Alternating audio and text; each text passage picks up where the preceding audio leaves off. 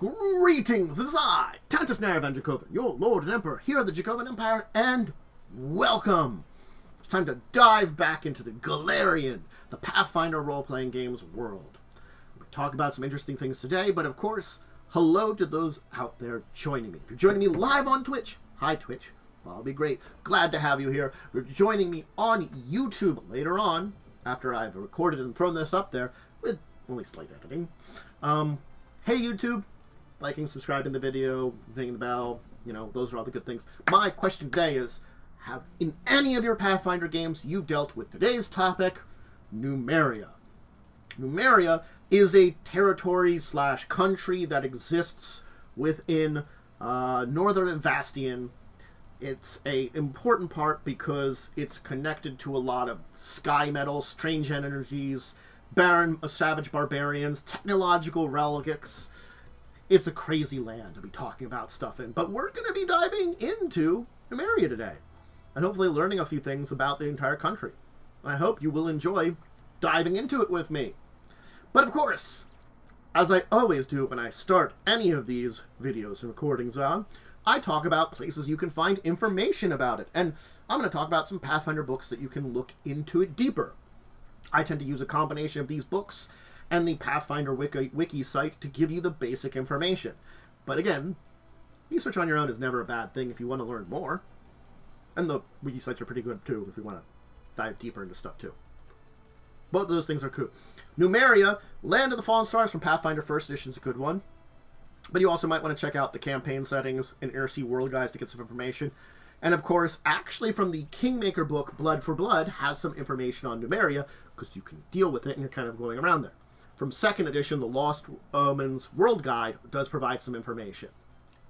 Alright, so those are all your sources that you can kind of peer into Numeria. Now, Numeria itself, if you look at it, is a barren, harsh wasteland. That's the best way to describe it. There isn't a lot there that makes it really easy to live there, and the beings that live there tend to be very savage. And again, as I mentioned, a lot of strange stuff going on there. It's also known as the Land of Fallen Stars. It's part of the Broken Lands group of areas. And we're going to talk about its capital of Starfall, its current ruler, which is a barbaric monarchy, who did rule it for a while, and all those kind of things. There's a lot going on in Numeria, but probably the best place to start is history. Because looking at the history of an area does tell you a lot about it. And to start off with, the history of Numeria is connected to Dwarven history and the quest for the sky. So we go to the Age of Darkness. This is around negative 5051. So this is nearly 10,000 years ago, because it's 4724 right now. So we're talking just about 10,000 years ago. These human Kelid tribes in north-central Vastian basically emerged from caves that they had been living in when Earthfall happened. The tragic thing that basically destroyed the ancient civilizations here and brought about the end of the world as they knew it. An apocalyptic event that just barely skirted on being like the end of the actual world. Of course, you had a mass migration of dwarfs from the realm of Narvoth to the surface during this time, and it pushed out the orcs from the Darklands ahead of them. And this later group that had been pushed the humans from the caves they've been living in. So the orcs were pushing the humans out into the surface, which were being pushed by the orcs, which were being pushed by the dwarfs.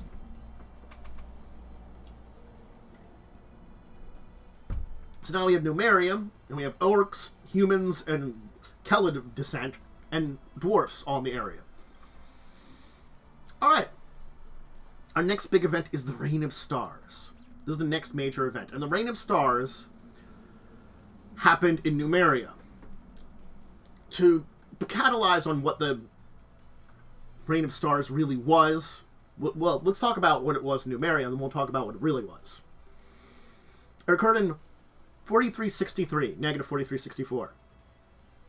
Numeria was still a pre-illiterate tribal society, and this still burned into people's mind. Basically, a spaceship called Divinity from Andrafa crash landed on Golarion. It broke apart, burned through the atmosphere, and threw pieces across Numeria. Some fragments are the size of fists, others the size of towns. The largest one is known as the Silver Mount, fell near where Starfall, the future capital, is. And the city derives its name from that. The fallen fragments had strange radiation that mutated life nearby and exists today. So that's what it was. This gigantic space vessel that basically broke apart in the atmosphere and scattered stuff down to the area. A lot of sky metals were built into it. Technology, you know, far beyond anything that had been in the solar system at this point in time. And how this ship came here, unknown. Lost. But, you know, there's the radiation mutating things. There's the technology now there. A lot of stuff is going to happen in Numeria because of this. This has altered the fate of Numeria. Numeria, as it started out, was, okay, cool. We're a realm. We've got barbarians, dwarves, orcs, all competing for this stuff going on in this area. Neat. Pretty simple. Now, space technology, radiation, star metal, all down on top of you. The next big things was the Tiger Lords.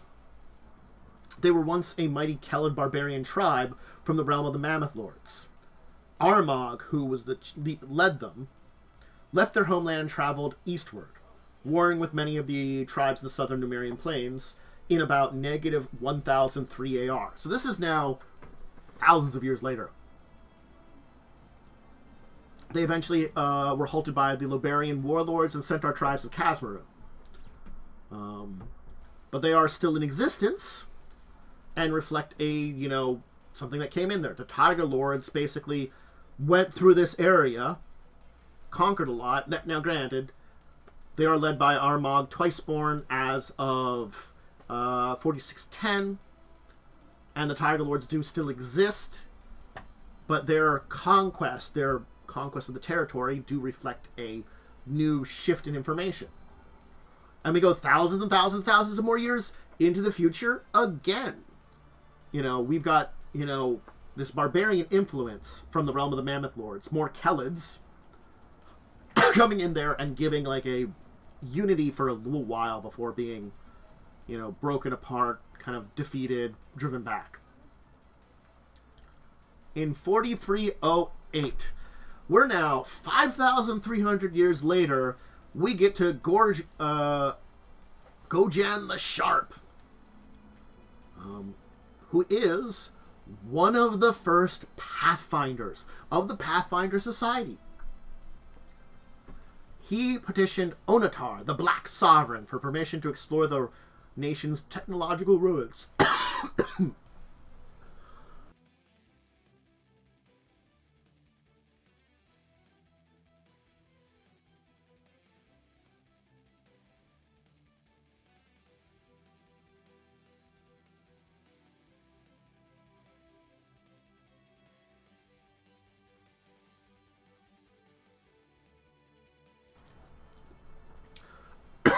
Choked on a piece of phlegm there.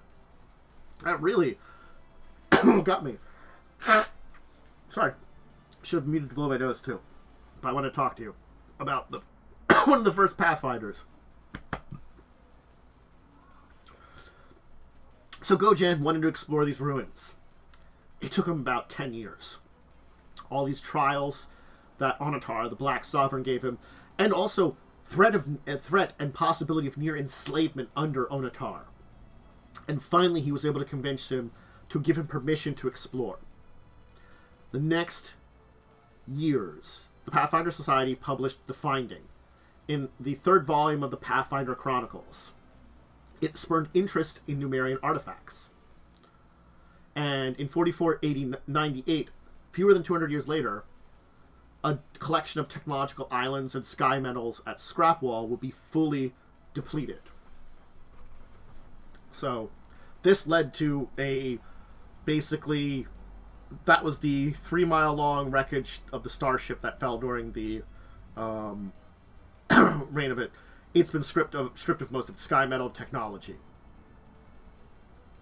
So it was one that was stripped the most out of a lot of places. Now,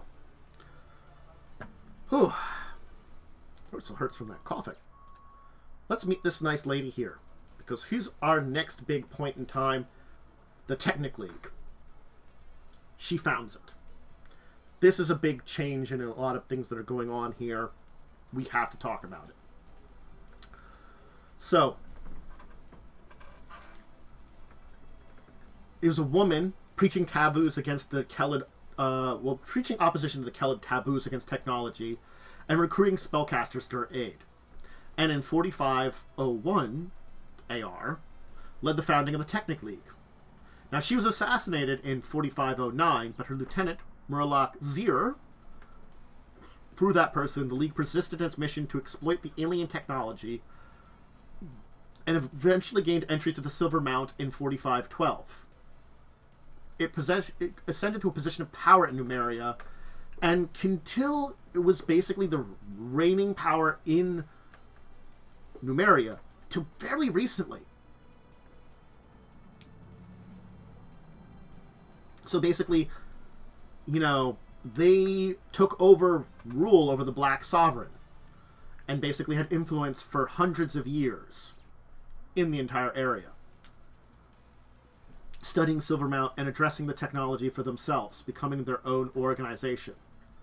Now, granted, you know, it is a Numerian group, you know, and there are Technic League has fallen. We'll talk about that in Numerian history. But the after effects of it will be felt for probably generations to come. Their existence and their build. I could probably do an entire episode of talking about the Technic League on its own a little bit. A shorter one, but one that would discuss the existence of the Technic League, its origins, what it meant for everything. The other big thing that happened during this time period, right before the Age of Lost Omens, was the fall of Sarkoris. And so maybe Sarkoris, the Technic League, these are fallen groups that we can talk about. But Numeria was gaining power in this region. It was the largest, most powerful, most aggressive of the river kingdoms at the time. And there was a lot of times that thought that Numerians would unite the river kingdoms in the area and become a true empire. But Erudin died, and the world wound opened. And in the middle of Sarkoris, in 4606, demon attacks from the northwest, basically Numeria gave up its ambitions. Refugees from Sarkoris, fleeing the demonic hordes, didn't have a lot of welcome, and fled there. It became a way stop for crusaders traveling north to Mendev to fight the hordes. And thanks to Numerian support, the crusaders built and donated Castle Orion to the Black Sovereign Traskid Elf-Eye in 4629 AR. Remember, we have the Technic League, and we have the Black Sovereign and his side of things, which we'll talk about a little bit when we talk about the government that's ruling here.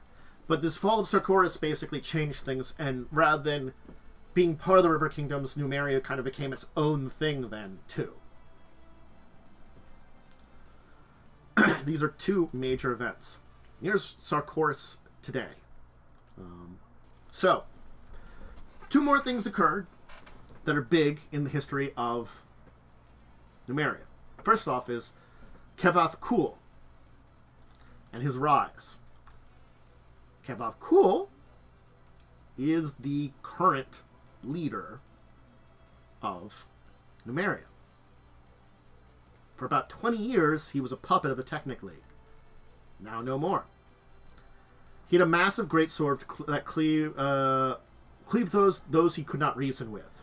He had a lot of strong alliances through many of the Numerian tribes, and his followers believed that he would expand their borders. He conquered the city of Starfall and claimed it as capital. Then he came under the sway of the Technic League. The Technomancers sought to unlock the powers hidden with the alien artifacts of Silver Mount, and he began to consume addictive fluids leaking from Silvermount. He became erratic and sullen, abandoned his dreams, and went to the pleasures of flesh. There were those that opposed the Black Sovereign, but he was still a tenacious opponent even with this, all that's going on. And he was surrounded by a vast legion of fearsome gearsmen supplied by the Technic League. They appeared generations before, and from a previous unknown chamber in Silvermount, though the Technic League always didn't quite control them. So yeah, we have Warlord and basically in charge under the thumb of the Technic League. But in 4716, the current leader of the Technic League, known as the Captain, died mysterious, and then there became rumors of a new goddess named Castellandele emerging from Silvermount. We'll talk about Castellandele. Without a strong leader, agents of the League fought for control, and then the organization collapsed. The remaining members fled Starfall. Many allied themselves with the other tribal chiefs, supplying them with previous inaccessible technology. And it's become an arms race with all the chieftains that threatens to push the nation into civil war. The side effect of this is also technology that was under control of the Technic League and jealously guarded is making its way out of the country. It does mean that civil war ever does break out, it would be devastating because all the sides would be using the technology from this starship that the Technic League, with hundreds of years of studying it, was able to discover. This has also freed Kevoth Kul from his decades-long drug-induced lethargy. He's clear-eyed, he sees the realm around him, he sees that his absence has emboldened the warlords of Numeria, who all their sovereign territories. And it is clear that the Black Sovereign now intends to take back the lands he's lost. But again, after decades without a true leader, not many Numerians are willing to follow him, and he is disgraced at this point in time. The greatness he once had was lost. So that's the status of Numeria today. So yeah. Let's talk about Starfall briefly. And then we'll talk about some other things.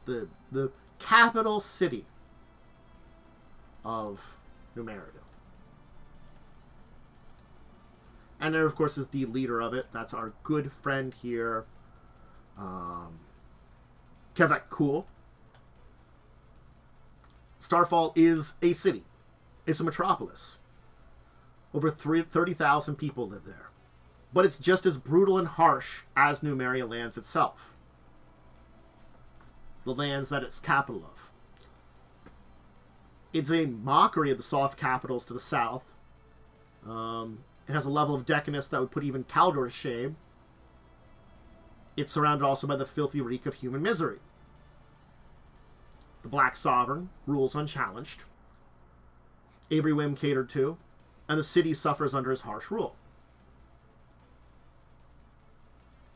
And it was until recently the people who benefited were those who held court of the Black Sovereign's indulgence and cardinal desires.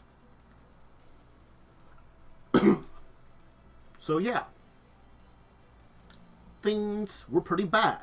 Now yes, recently, as of 8 years ago, with Kevoth Kul being free, things are becoming less erratic and less terrible here. But still not great. And the first Black Sovereign conquered the settlement around Silvermount, named it Starfall. Amalokala, she named it Starfall. She ruled into her death from the Palace of Fallen Stars and enforced traditional Kelid taboos against technology. And her remains were thrown in Starfall's Bone Hall. It wasn't until Kevoth Kul that Numeria had a capital, basically. So Numeria has been a united country because of the very person who kind of let it fall into disrepair because he was under the influence of the Technic League. It's an interesting kind of thing that's juxtaposition here. But that's that. All right, let's move on and talk about some things. So, now we have once again the Black Sovereigns ruling over Numeria. As I said about the Black Sovereigns, just to go over a little bit more information about them, we know a bunch of them, not a lot of them. We know their rulers. They've basically effectively been the rulers of Numeria since Amalokala's conquest of what would become Starfall. That really made it there. And yes, there is a tradition that each Black Sovereign takes a consort who serves as the second command. The current position of consort is Kul in Inkit. She is basically the second in command under Kevoth Kul.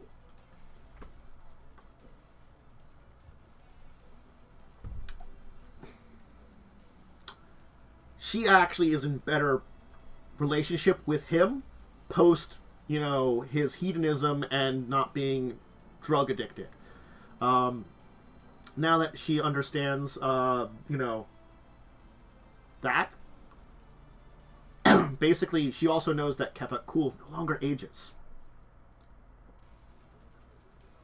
She seeks to join him as an eternal ruler, either through Sun Orchid Elixir, Genie Wishcraft, or uploading her soul into a construct. And she's one of the devoted followers of Cassandale, believing technology is the key to Numeria's future. So, yeah, did forget to mention it because, it wasn't really coming up that,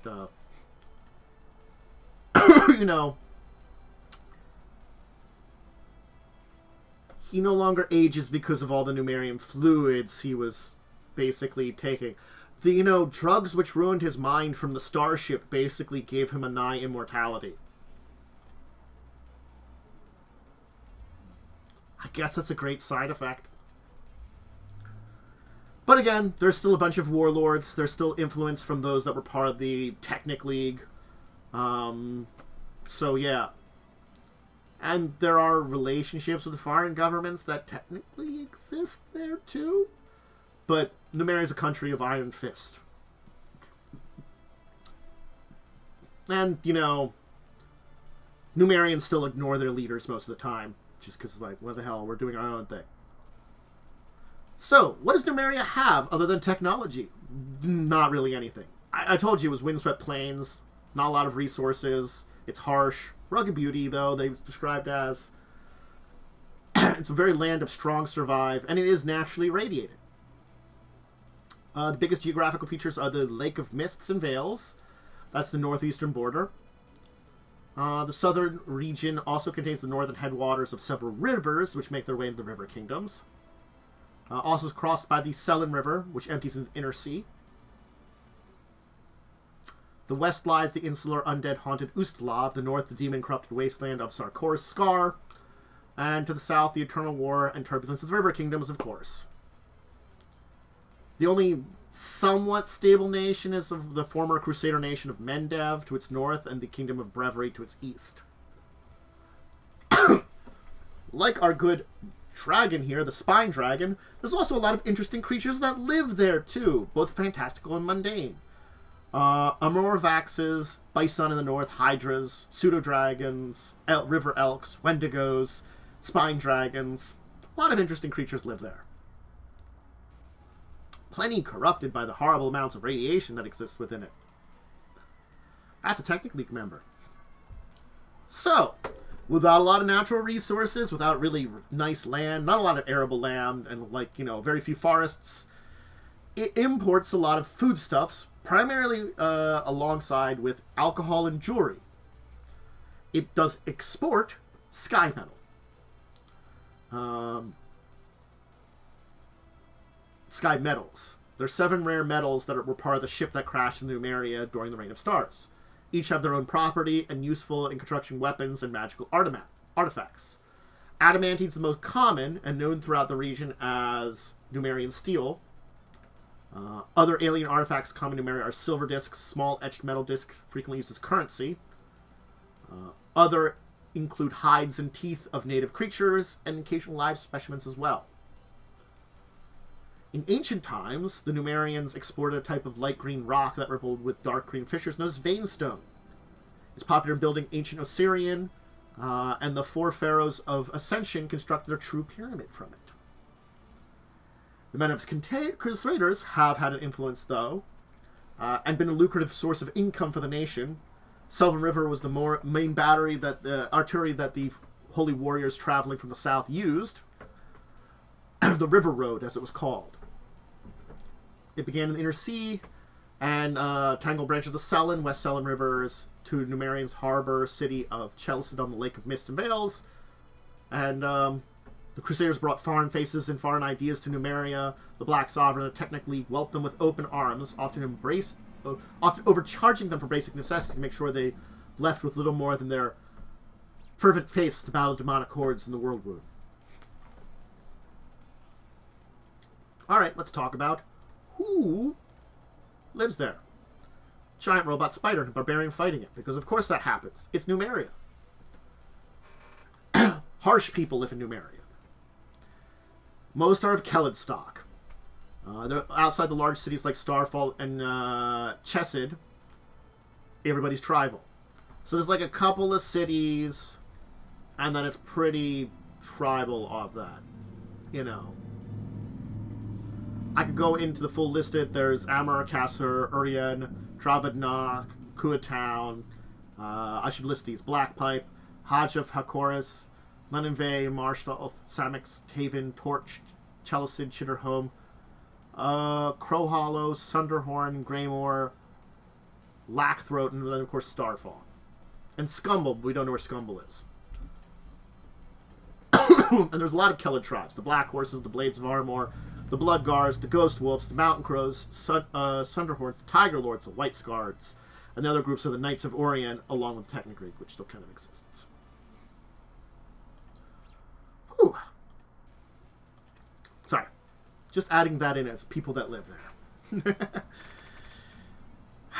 A lot of tribes, in theory, owe their fealty to Black Sovereign. Outside the big settlements, beyond the reach of the Black Sovereign's armies, yeah, life is just what it's always been.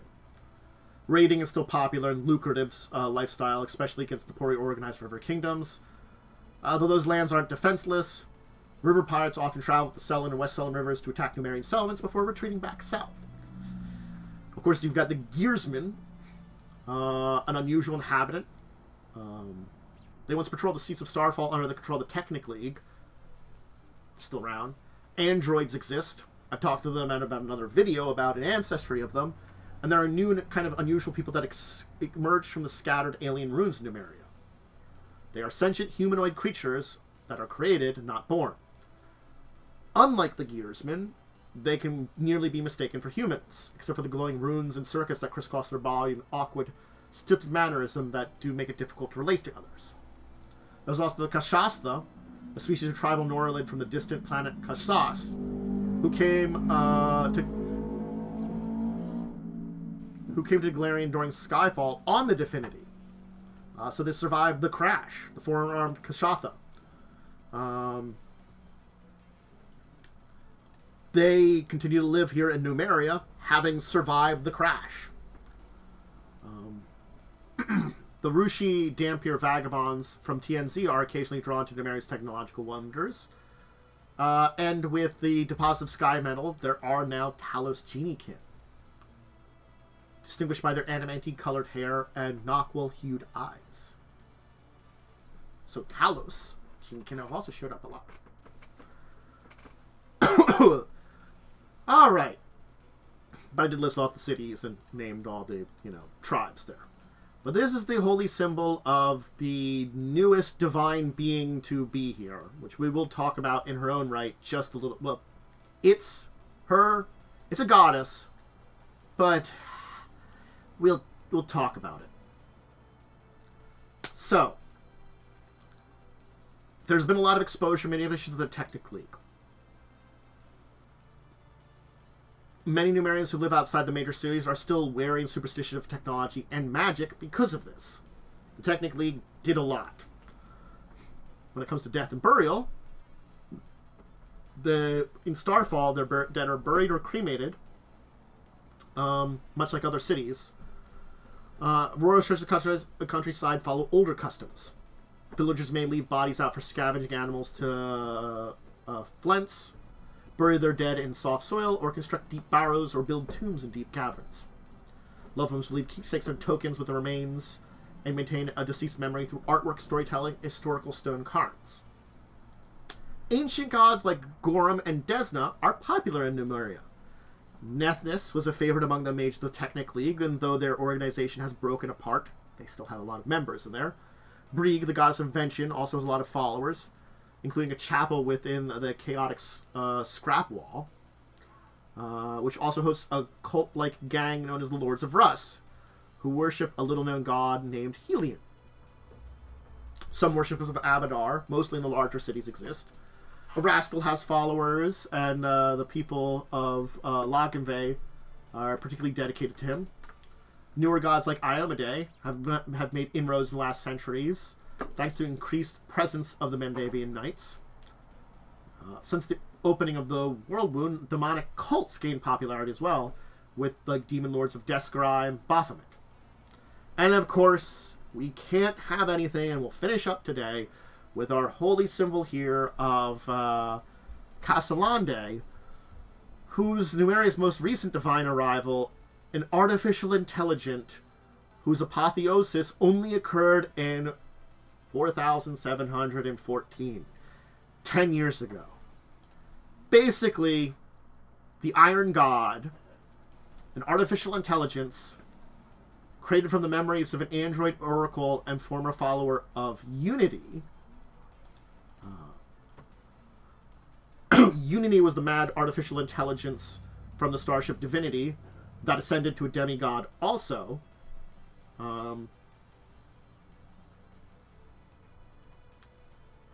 So, yeah. Unity, I believe, was defeated in the Iron God adventure path. And in place, Castellanle basically ascended and became a demi-goddess.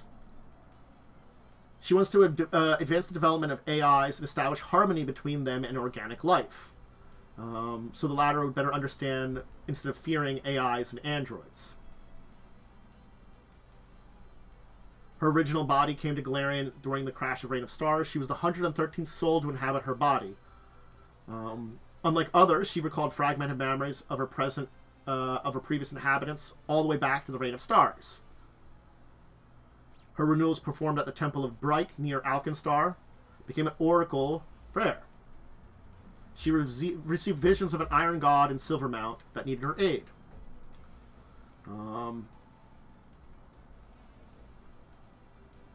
Effectively, in 4709, the Dominion of Black came to Golarion. They built their base in the Scar of the Spider.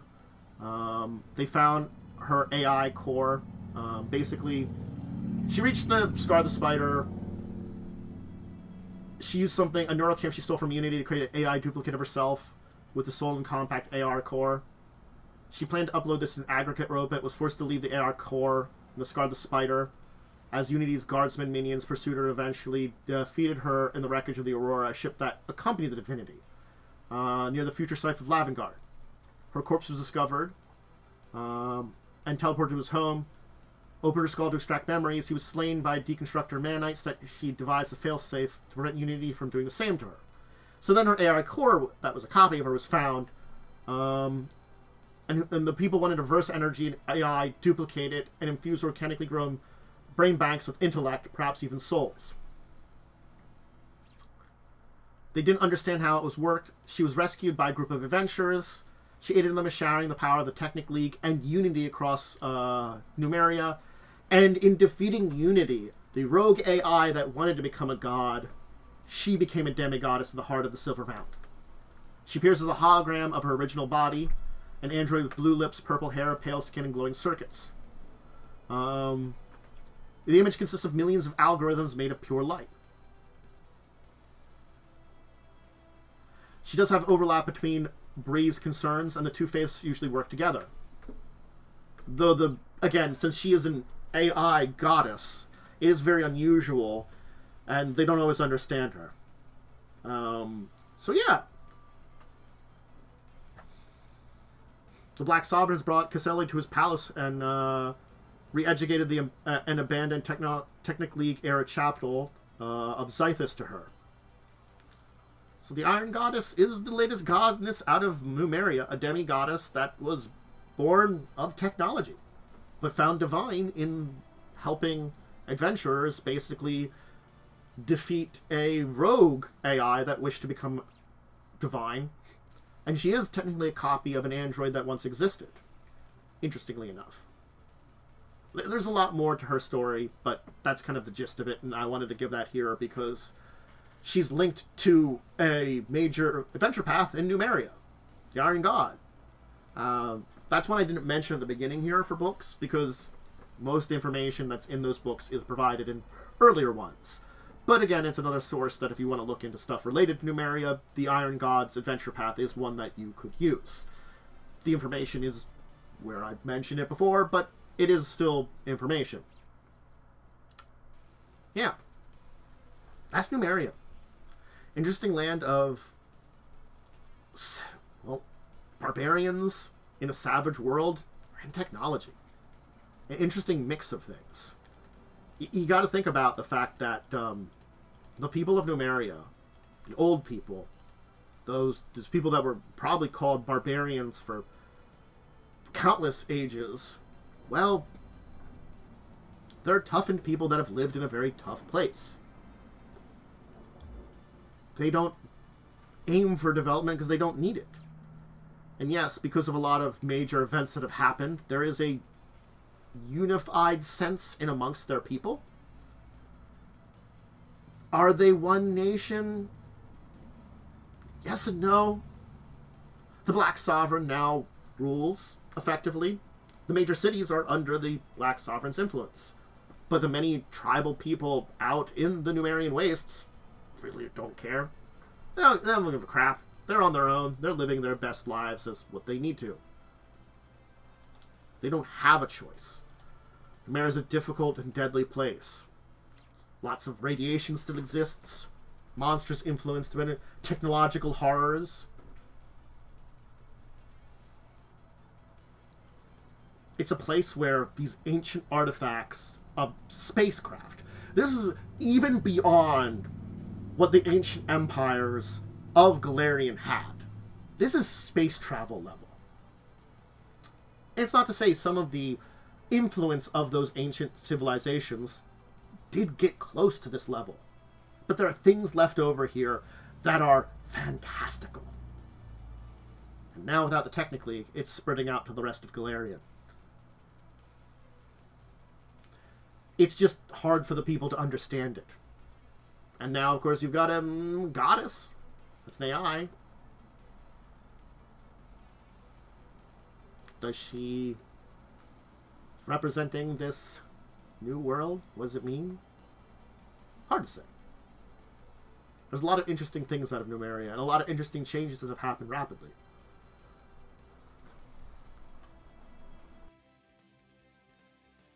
A little coughing. Nonetheless, it's an interesting nation to speak about, and definitely an interesting place to visit and have adventures, even if you're not going to use the Iron God adventure path. But that's it for today. I hope you enjoyed. Remember, I'm on Twitch and YouTube, so if you're on one of them, go check out the other. Always great support. I'm hoping to learn from that question from earlier if you have played in Numeria. Other great ways to support me is to check out when I'm doing things either live, which eventually go up on YouTube. If you want to check it out live, it's Tuesdays, Thursdays, Saturdays, Tuesdays, Thursdays, early afternoon, depending on life schedule. Usually between 1 and 2 I aim for. Saturdays around 11. Again, these are aims, but depends on life stuff.